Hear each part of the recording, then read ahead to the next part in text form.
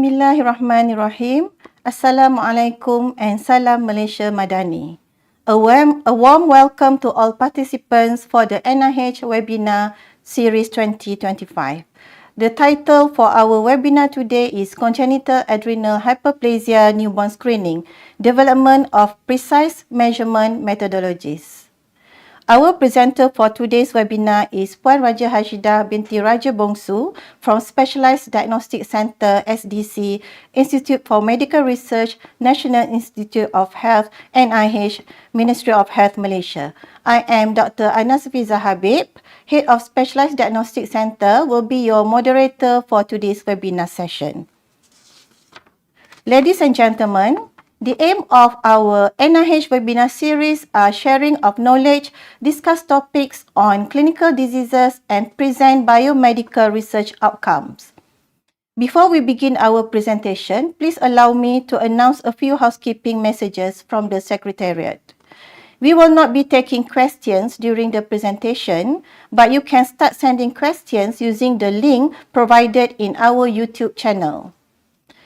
A question and answer session will be conducted after the end of the presentation. An attendance link is also provided for those who would like to receive an e-certificate of attendance available at YouTube. Now we will watch a video from Specialized Diagnostic Center.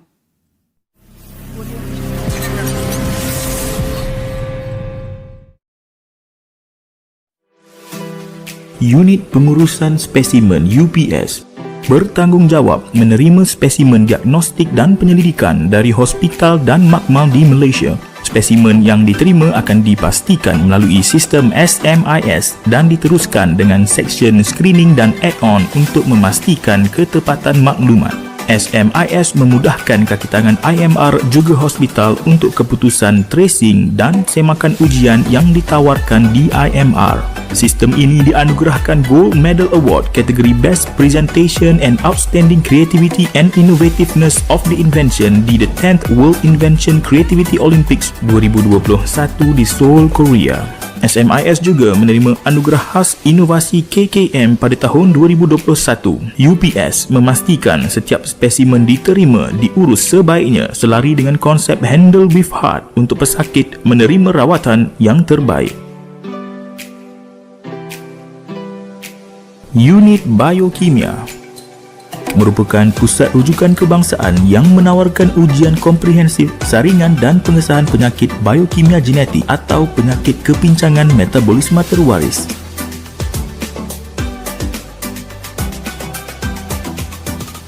Selain hospital kerajaan di seluruh negara, perkhidmatan diagnostik khas ini turut ditawarkan kepada hospital swasta di dalam dan luar negara seperti Brunei, Indonesia dan Pakistan. Sehingga kini, unit biokimia menawarkan lebih 50 ujian diagnostik khas dan konsultasi bagi saringan dan pengesahan penyakit biokimia genetik.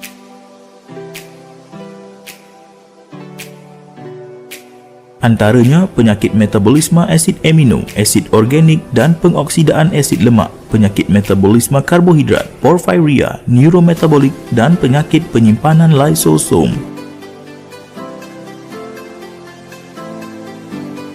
Dengan adanya kepakaran dan teknologi makmal, unit biokimia menjadi pusat latihan bagi pelajar juruteknologi makmal, pegawai sains serta pegawai perubatan sarjana dan subkepakaran dalam bidang biokimia genetik.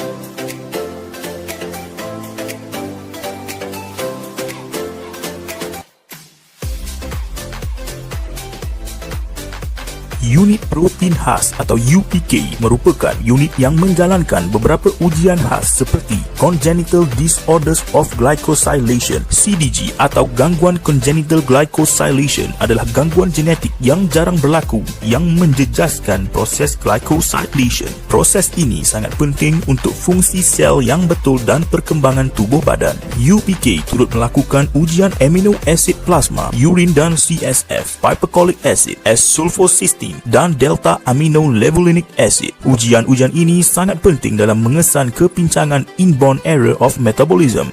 UPK memainkan peranan penting menyediakan ujian dan konsultasi untuk membantu diagnosis pesakit di hospital kerajaan dan swasta. Berlandaskan misi IMR, UPK turut komited dalam melakukan kerja-kerja penyelidikan di dalam dan luar negara. Antara negara yang berkolaborasi adalah Jepun dan Singapura.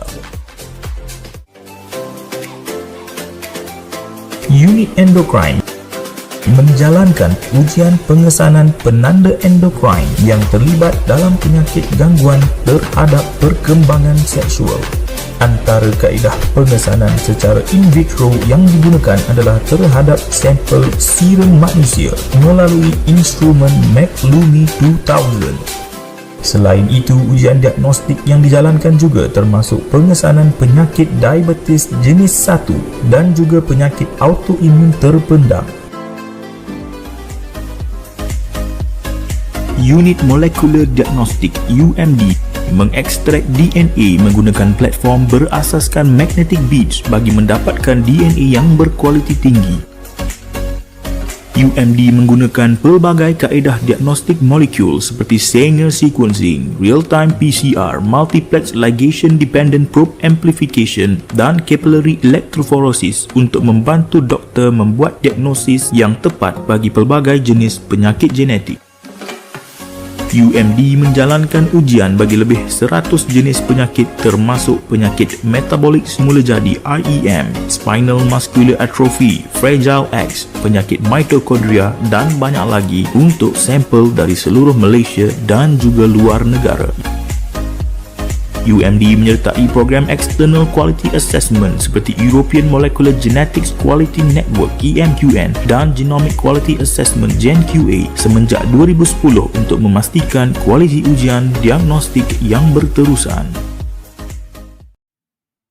Ladies and gentlemen, now I would like to introduce our speaker for today's webinar, Puan Raja Hashidah Raja Bongsu, who is a Science Officer in Endocrine Unit, Specialized Diagnostic Center SDC. She holds a Bachelor of Biomedical Science degree from UKM in 2005 and Master of Biomedical and Health Science from UKM in 2020. She is currently pursuing her PhD in Clinical Biochemistry in UKM.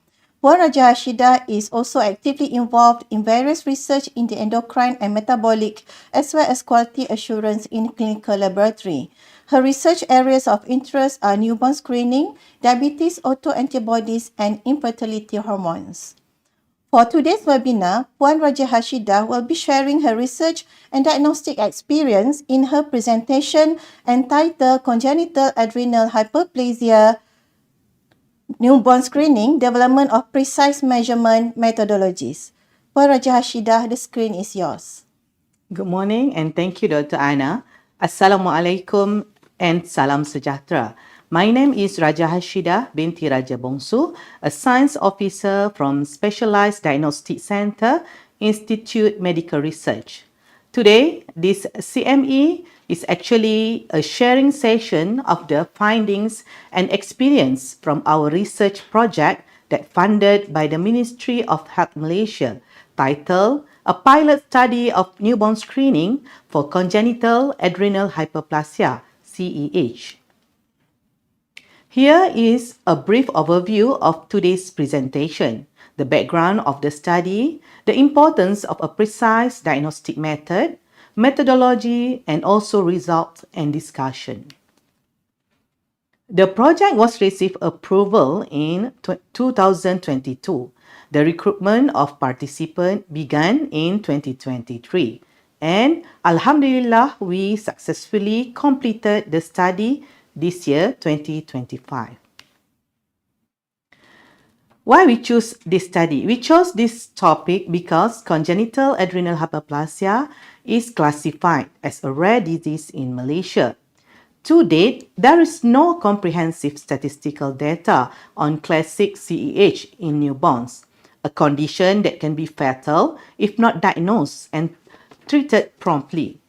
Currently, CEH is not included in Malaysia's newborn screening program.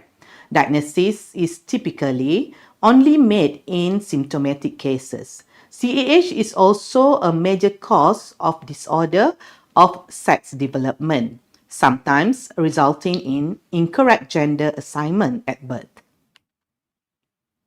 CAH is a congenital autosomal recessive disorder that disrupts the steroidogenesis pathway in the adrenal glands. Approximately 95% of cases are due to 21 hydroxylase deficiency. There are various forms of CAH depending on the affected genes. Symptoms range in severity, with the most severe form leading to life-threatening salt wasting crisis. Newborn screening program for CAH, as implemented in many countries, are crucial to ensure early detection, timely intervention, and improved patient outcomes. Laboratory accuracy is crucial to ensure a reliable diagnosis. The immunoassay method is widely used for CAH screening worldwide. It measures the main biomarker for CAH, 17-hydroxyprogesterone, using dried blood spot sample collected via health of newborn. This sampling method is minimally invasive, convenient, and well suited for transportation and also the storage. Our goal was to establish accurate and clinically relevant 17-hydroxyprogesterone cutoff values for the local newborn population, taking into account biological and clinical variation. Ultimately, our immunoassay findings were validated using the gold standard molecular techniques. Why local specific cutoff matters? Using a local specific cutoff value is essential. 17-hydroxyprogesterone immunoassay can be affected by cross-reactivity, different assay platform, sample collection timing, pre-analytical factors. Despite all these limitations, immunoassay methods are still favored due to their low cost and speed, especially when screening a large population. However, using foreign or manufacturer-based cutoff can lead to high false positive or false negative rates, which may compromise patient care. Our general objective for this project is to screen asymptomatic newborns for congenital adrenal hyperplasia, and the specific objective is to verify screening method by time-resolved immunofluorometry, the RFIA method for CAH using dried blood spot, to develop local reference interval and cutoff for 17-OHP for detection of CAH in newborn based on their birth weight groups, to compare the difference of the cutoff in different birth weight groups, and finally to pilot validate of obtained cutoff by molecular techniques. This project was a collaboration between clinicians and also laboratorians. Prior to recruitment, multiple briefing sessions were conducted involving nurses, medical officers, and other healthcare staffs. To support education and awareness, we prepared banners, flip chart, and pamphlet, and also illustrated flow chart. This material helped ensure that participants and parents were well informed prior to giving consent. Sample recruitment and training took place at Hospital Putrajaya, Hospital Selayang, and also Hospital Tunku Azizah. We received excellent support from all investigators and healthcare personnel involved. Training sessions were held at the laboratory to ensure proper handling of both screening and molecular testing procedure.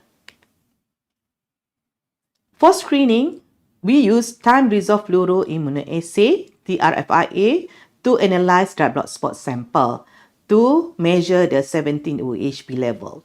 For molecular validation, we use locus-specific long-range PCR, Sanger sequencing, MLPA, multiplex ligation-dependent probe amplification. Let's move to the result and discussion section. A total of 621 samples were collected. After applying inclusion and exclusion criteria, 599 samples were analyzed. We aim to compare cutoff levels based on 3 birth weight groups. However, due to challenge in collecting sufficient sample in low birth weight groups, we group all newborns with birth weight groups less than 1,500 grams and 1,500 grams to 2,500 grams into one group to less than 2,500 grams. For the result, there is no significant difference in 17 UHB level median levels between male and female, between the gender. Thus, gender stratification was not required. For the comparison between birth weight groups, significant difference was observed. So, there is necessitating separate cutoff. As recommended by the Association of Public Health Laboratories, APHL, using the 99 percentile is ideal to minimize false positive. So our result is for the birth weight groups more than 2,500 grams, the cutoff is 15.32 nanomole per liter. And for the birth weight less than 2,500 grams is 64.37 nanomole per liter. Validation with molecular testing using combined methods, which were local-specific long-range PCR, Sanger sequencing, and MLPA. All positive cases from the immunoassay will come out negative when validated with molecular techniques. We calculate the sensitivity, specificity, negative, and positive predictive value. Result indicated a low positive predictive value for the immunoassay. However, a high negative predictive value indicates that the test is most effective for ruling out the disease. Newborns with lower birth weight tend to have higher 17 UHB levels, consistent with the global data. Using a single cutoff for all newborn groups would result in a higher false positive rate, particularly in low birth weight babies. Imprecise cutoff can lead to unnecessary recalls, clinic overload, and reduced program acceptability.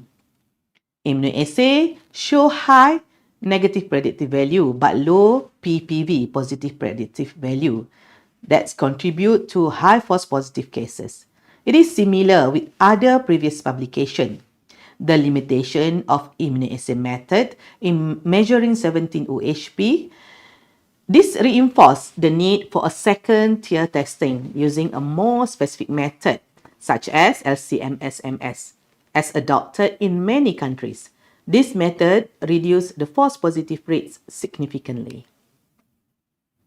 There are challenges we face along the project. The biological and clinical factors will interfere with 17 UHB level, requiring careful interpretation. Parent education is crucial to ensure participation and understanding. Sample collection timing is critical to avoid false results. Ideally, the sample must be collected at more than 48 hours of life. However, due to high efficiency of our healthcare system, mothers and newborns are usually discharged earlier than 48 hours. It's a great challenge to be looked into and construct the flow if the programs need to be run in the future. For laboratory challenge, we must ensure the testing method remains accurate and reliable. So the conclusions is newborn screening for CEH can save life, but must be implemented carefully. Integration of second-tier testing will significantly improve diagnostic accuracy.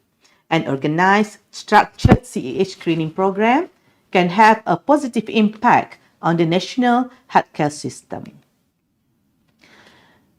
Now, we have already taken another step by expanding this project by including second-tier testing. The project was approved earlier this year.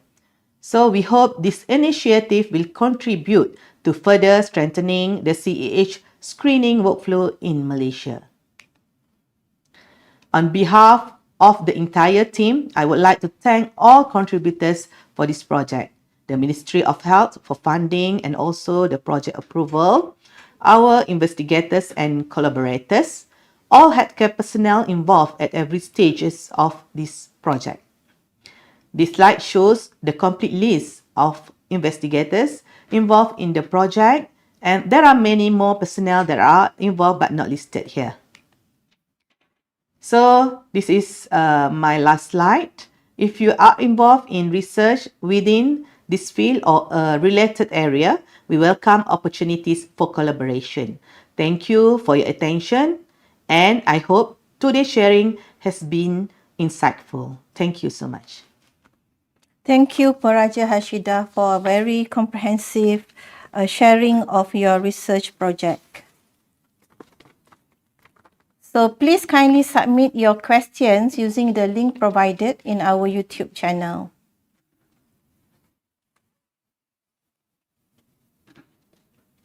We have a few questions for Raja Hashida.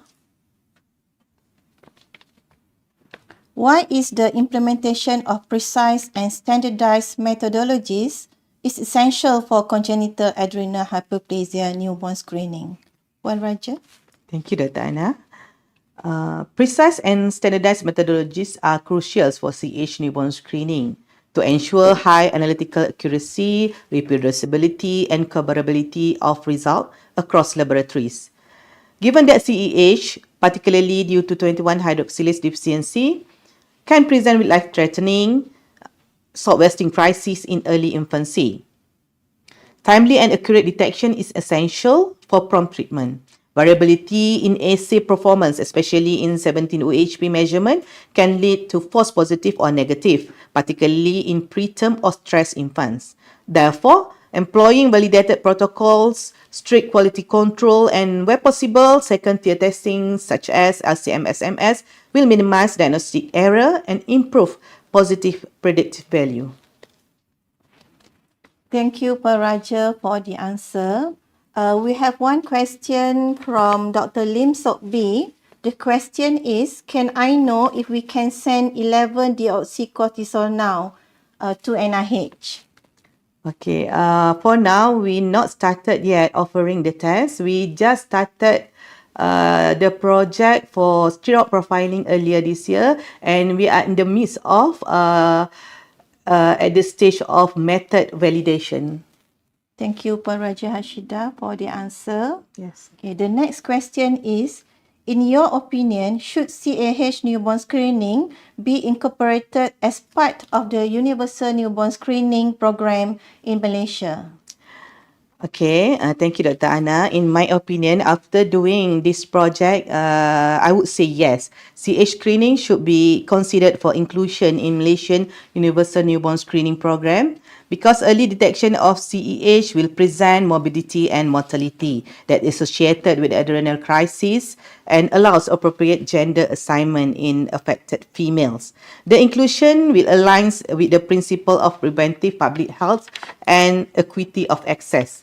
The pilot data from other countries in the region such as Singapore and Japan demonstrate that CAH screening is both clinically beneficial and cost-effective in the long term when coupled with confirmatory and follow-up system.